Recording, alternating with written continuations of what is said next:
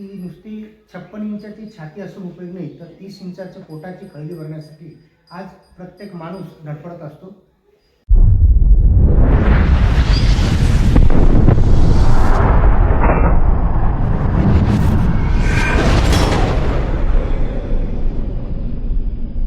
नमस्कार, मी प्रशांत पवार. निरपेक्ष या यूट्यूब चॅनल व प्रशांत पवार या फेसबुक पेजवर आपले सर्वांचं खूप खूप खूप मनपूर्वक स्वागत आहे. मित्रांनो, आज आपण मराठा आरक्षणासंदर्भात गावखेड्यातील तरुणांची भूमिका व गावखेड्यातील तरुणांना आरक्षणामुळे काय काय अडचणी येतात ते आपण आज जाणून घेणार आहोत. विजिलंट करिअर अकॅडमीचे संचालक प्राध्यापक पराग निकम यांच्याकडून.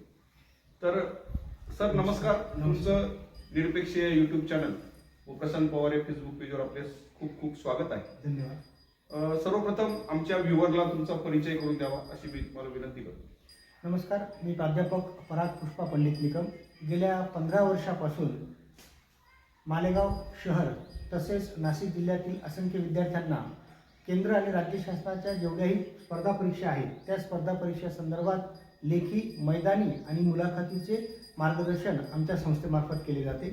आमची संस्था मालेगावपासून 12 किलोमीटर अंतरावर घोडेगाव या गावी असून या ठिकाणी मैदानी आणि त्याचप्रमाणे इतर सर्व परीक्षांची तयारी करून घेण्यात येते. सर, आता आपण बघत आहोत की गेल्या वर्षभरापासून नव्हे तर अनेक वर्षांपासून मराठा आरक्षणासंदर्भात आंदोलन चालू आहे.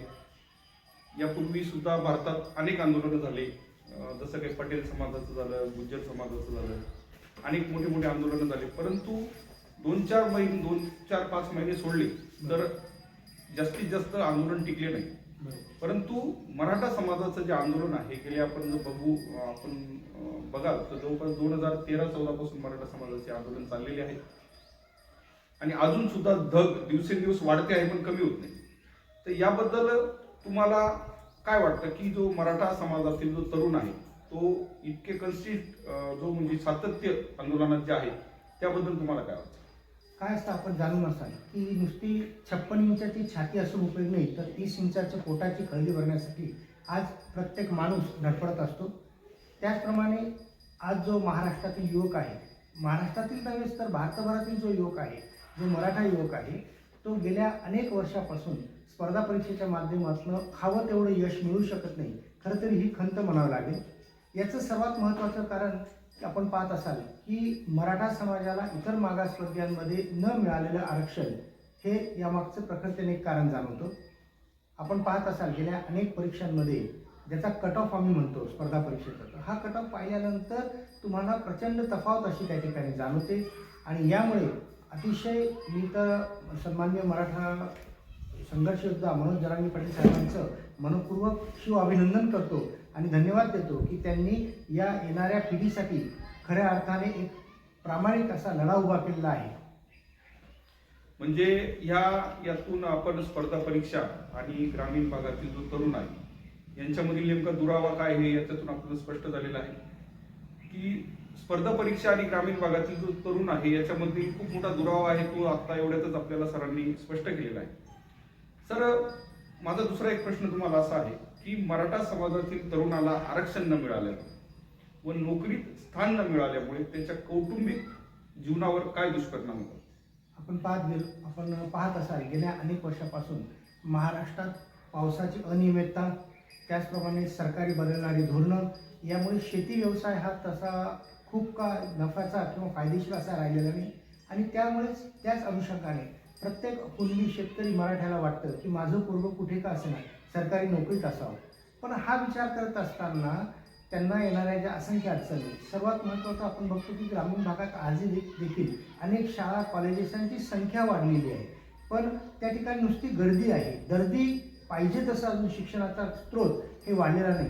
सरकार अनेक प्रकारे फक्त योजना राबवण्यात, त्या ठिकाणी योजना लागू करण्यात रस घेते, पण त्या योजना खऱ्या अर्थाने तळागाळातील युवकांपर्यंत पोहोचतात का याचा कधी कोणी विचार करत नाही.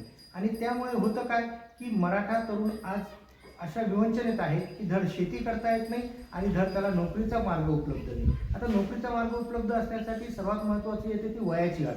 आपण जर इतर मागासवर्गीय असला तर त्या ठिकाणी तुम्हाला वयाची शिथिलता मिळते आणि त्यामुळे तुम्हाला अनेक ठिकाणी अनेक संध्या उपलब्ध होत असतात. पण दुर्दैवाने मराठा कुणबी समाजाला आरक्षण नसल्यामुळे अतिशय कमी संधी त्या ठिकाणी त्यांना प्राप्त होतात आणि यशाचा जो आलेख आहे हा मराठा समाजाचा अतिशय खालच्या स्तरावर झालेला आहे. या ठिकाणी मी हे नमूद करेन. म्हणजे तुम्हाला असं म्हणायचं आहे का की जे मराठा समाजातील जे तरुण आहेत जे आरक्षण न मिळाल्यामुळे ते कुठेतरी भरकटत चालले असं म्हणायचं? 100% भरकटत चाललेलं आहे. आज ज्या काही राजकीय लोकांच्या पायघड्या टाकायची वेळ येते किंवा नको त्या असलेल्या लोकांची झेंडे उचलण्याची वेळ आलेली मराठा समाजाच्या तरुणवर, याचं मूळ कारणच आहे की जर आरक्षण असेल तर तुमच्या पोटाला संरक्षण मिळण्याची 100% ग्वाही या ठिकाणी आम्ही देऊ शकतो. तुम्हाला एखादा उदाहरणादाखल एखादं सांगता येईल का की आरक्षण असलं तर काय फायदा होऊ शकतो, आरक्षण नसलं तर काय दुष्परिणाम होऊ शकतील, असं एक उदाहरणादाखल तुम्हाला सांगता येईल? 100%. आपण राज्य किंवा केंद्र शासनाची कुठलीही परीक्षा घेतल्यानंतर ओपन मधनं जर आपण असेल, सर्वसाधारण गटात जर आपण परीक्षार्थीने फॉर्म भरलेला असेल तर त्याला मिळणाऱ्या संध्या हे कमी असतात. पण तुम्ही जर इतर मागासवर घेत असाल तर तुम्हाला अनेक संध्या, जसं आपण म्हणतो की UPSC सारख्या ठिकाणी सर्वसाधारण गटात असेल तर त्याला 6 संधी मिळतात आणि इतर मागासवर घेत असेल तर त्याला वयाच्या 38 वर्षापर्यंत 9 संधी या दिल्या जातात. त्याचप्रमाणे अनेक ठिकाणी राज्यसेवेच्या ज्या काही परीक्षा आहेत ती इव्हन आपण पोलीस भरतीचं उदाहरण घेतलं तर पोलीस भरतीत देखील जर आपण इतर मागासवर घेत असेल तर आपल्याला वयाची शिथिलता, त्याचप्रमाणे फायनल जी मेरिट असेल त्यामध्ये सुद्धा खूप सारी तफावत ही जाणते. त्यामुळे मराठा आरक्षण हे विद्यार्थ्यांना मिळणं हे फार गरजेचं आहे. म्हणजे तुम्हाला तुमच्या म्हणण्यानुसार आपल्या मराठ्यांचे जे संघर्ष योद्धा आहेत जरांगे पाटील यांची जी मराठ्यांना कुणबीतूनच आरक्षण मिळावं ही जी मागणी आहे ही योग्य आहे असं तुम्हाला म्हणायचं? 100% योग्य. याचं कारण असं की आपण राज्यघटनेचा जर दाखला दिला तर 50% वरती आरक्षण देण्यास राज्यघटनेने मनाई केलेली आहे. पण तरी सुद्धा 1990 साली ज्या पद्धतीने मंडल आयोग लागू झालं आणि ही आरक्षणाची मात्रा ही 50% पेक्षा जास्त गेली, त्यामुळे आपल्याला स्वतंत्र मराठा आरक्षण मिळणं हे कायद्याच्या चौकटीत बसणार नाही आणि ते कुठल्याही कोर्टात आपल्याला ते दिलं जाणार नाही. यासाठी मराठ्यांना, आणि खरं तर मराठा हा कुणबीच आहे, शेतकरी आहे आणि शेतकऱ्याच्या मुलाला कुणबी म्हणून गेल्या छत्रपती शिवरायांच्या काळापासून मराठा समाजाची ओळख ही कुणबी म्हणजे शेती करणारा आहे आणि त्यामुळे त्याचा खऱ्या अर्थाने या आरक्षणावर अधिकार आहे असं माझं मत आहे. मग आता हे जे राजकीय पुढाऱ्यांकडून सरकारकडून बऱ्याच वेळा ते EWS आरक्षण दिलं जातं, EWS मराठ्यांना आरक्षण आहे, याबद्दल तुम्हाला काय वाटतं? या ठिकाणी सरकारने वेळ काढून केलं आहे असं मला वाटतं आणि सर्वात महत्त्वाचं म्हणजे मराठा आरक्षणाला कुठेतरी बगल देण्याचा प्रयत्न करून समाजाची आणि मराठा तरुणांची दिशाभूल करण्यासाठी EWS दिलेले. याचं ज्वलंत उदाहरण मी तुम्हाला देऊ शकतो की आता नुकत्याच झालेल्या ठाणे येथील पोलीस भरतीत आपल्या अनेक विद्यार्थ्यांना कुणबी मराठा आरक्षणाचं पत्र असून सुद्धा त्या ठिकाणी त्यांना सर्वसाधारण गटातनं परीक्षा देण्यास भाग पडलं. तर हा सर्वात मोठं दुर्दैव आहे मराठा समाजाचं आहे आणि ह्या दुर्दैवाला सर्वात महत्त्वाचं कारण की इतर मागासवर्गीयांमधून जोपर्यंत मराठा कुणबी समाजाला आरक्षण मिळत नाही तोपर्यंत मराठा तरुण या देशाच्या प्रवाहात येऊ शकत नाही. म्हणजे तुम्हाला असं म्हणायचं की EWSच्या आरक्षणामुळे मराठा आरक्षणाला कुठेतरी गालबोट EWS हे दाखवलेलं गाजर आहे, शासनाने वेळ काढूपणा धोरण आहे आणि येणाऱ्या विधानसभेवर डोळा ठेवून या ठिकाणी ते फक्त मराठा समाजाला गाजर दाखवण्याचा प्रयत्न केला आहे. त्याला कुठलाही कायदेशीर असा त्याला अधिकार नाही. मग पुढील काळात जर समजा आरक्षण मिळालं नाही तर मराठा तरुणांनी नेमकी काय भूमिका घ्यावी याबद्दल काय वाटतं तुम्हाला? मराठा तरुणांनी ज्या पद्धतीने जरांगे पाटलांनी अनेक वेळा शासनाला 9 वेळा उपोषण करून त्यांनी शासनाला विनंती केली, रस्ता रोको झाला, अनेक प्रकारचे त्या ठिकाणी लोकशाही मार्गाने या ठिकाणी सरकारला त्या ठिकाणची मराठ्यांची खरंच गरजवंत मराठ्यांच्या आरक्षणाची व्याप्ती आणि त्याच्या माहिती देण्यात आली, तरी देखील या ढम्म असलेल्या सरकारने कुठल्याही प्रकारची त्याची दखल घेतली नाही. याचा सर्वात मोठा परिणाम असा होईल की येणाऱ्या काळात मराठा तरुण हा दिशाहीन होईल आणि ज्या पद्धतीने केंद्रातनं पंतप्रधानांचं स्वप्न आहे की माझा भारत हा देशाच्या अव्वल स्थानी असावा किंवा जगाच्या अव्वल स्थानी असावा, तर त्या ठिकाणी कुठेतरी बाधा येईल.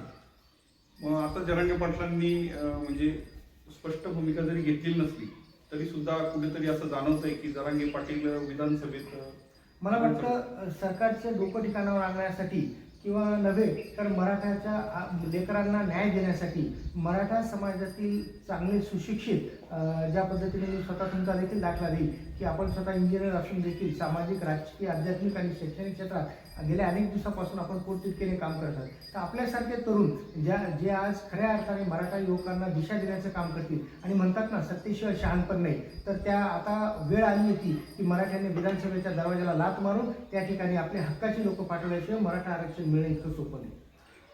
आता ही जी भरकटलेली तरुणाई आहे याला तुम्ही काय संदेश देणार? सर्वप्रथम तर कोणतंही आरक्षण हे आपल्याला कायद्याने आणि सन्माननीय भारतरत्न महामानव डॉक्टर बाबासाहेब आंबेडकर यांनी लिहिलेल्या राज्यघटनेला स्वीकारूनच या ठिकाणी आपल्याला आरक्षण मिळतं. तर आपल्या तरुणांनी थोडासा संयम देखील ठेवायला पाहिजे. संयम ठेवत असताना अन्याय सहन करणं म्हणजे संयम नव्हे, याची जाणीव देखील सरकारने असली पाहिजे. येणाऱ्या काळात आपण आपला प्रामाणिकपणे अभ्यास हा करत असला पाहिजे आणि मला ही निश्चित गॅरंटी आहे की सन्माननीय जरांगे पाटलांसारखा प्रामाणिक मराठा संघर्ष योद्धा जो अनेक काळापासून झालेला नाही, या ठिकाणी खरं तर दाखला देता येईल कैलासवासी अण्णासाहेब पाटील, त्याचप्रमाणे प्रकाश जावळे यांनी खऱ्या अर्थाने मराठा आरक्षणाची ज्योत पेटवली होती. पण आज तिचं मशालीत रूपांतर करायचं जे पुण्याचं काम या सन्माननीय मराठा संघर्ष योद्धा जरांगे पाटील यांनी केलंय, या यशाला नक्कीच लवकर यश मिळेल अशी मी आई तुळजा भवानीचरणी प्रार्थना करतो. धन्यवाद सर. अतिशय मार्मिकपणे आणि एकदम समर्पकपणे प्राध्यापक पराग निकम सर यांनी खूप असं सुंदर असं विवेचन आरक्षणासंदर्भात केलेलं आहे.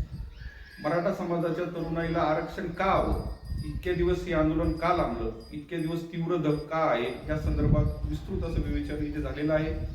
आणि तरुणांनी इथून पुढे काय केलं पाहिजे व कशा पद्धतीने वाटचाल केली पाहिजे या संदर्भात सुद्धा निकम सरांनी अतिशय सकारात्मक असं मार्गदर्शन आपल्याला केलेलं आहे.